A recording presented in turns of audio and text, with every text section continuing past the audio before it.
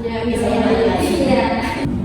Assalamualaikum warahmatullahi wabarakatuh. Waalaikumsalam warahmatullahi wabarakatuh. Nah, sebelum kita mulai pelajaran kita pada hari ini, baiknya kita berdoa terlebih dahulu ya.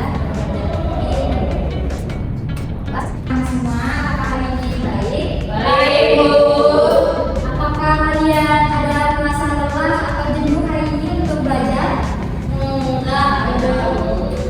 Karena materi yang akan kita bahas hari ini adalah materi tentang kesehatan mental.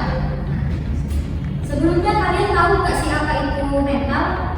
Mental. Kan sering tuh kalian misalkan kalau sekolah itu takut saat ujian atau di dalam keseharian kalian. Menurut kalian mental itu apa sih? Gemas. Nah, silakan.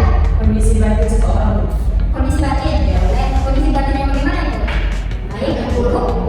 Tergantung, terkadang kan ada sesuatu berdampak seperti kucilkan, jadi dia merasa tidak percaya diri. Nah itu batinnya bisa saja luka, Bu.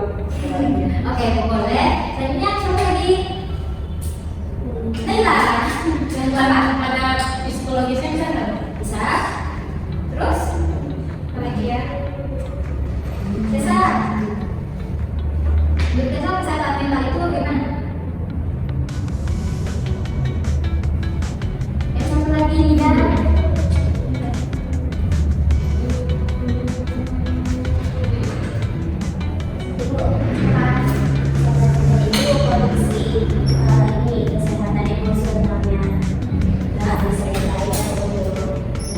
Jadi terang lagi ya, kesehatan mental itu adalah keadaan di mana kita itu menyadari kemampuan kita sendiri. Kemudian kita dapat mengatasi tekanan-tekanan di dalam keseharian kita. Kemudian kita dapat menyelesaikan masalah-masalah yang terjadi dari diri kita sendiri. Kemudian kita dapat memberikan kontribusi atau memberikan bantuan juga kepada orang lain. Karena sebelum kita bantuan lain kan, justru kita harus membantu diri kita sendiri atau kita harus bisa kita kenal sendiri.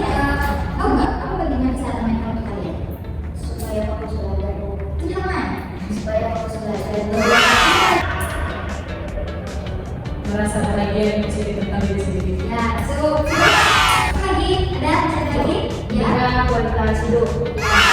Jadi pentingnya kesehatan mental untuk kita ini adalah untuk nantinya kita bisa menjalani kehidupan kita ini secara bahagia dan juga produktif. Jadi kita menjalankan hari-hari kita itu dengan baik, tidak dengan misalkan cemberut atau marah-marah atau melampiaskan emosi kita sama orang lain. Apa sih tanda-tanda dan gejala biasanya yang dialami oleh orang yang terkena mental?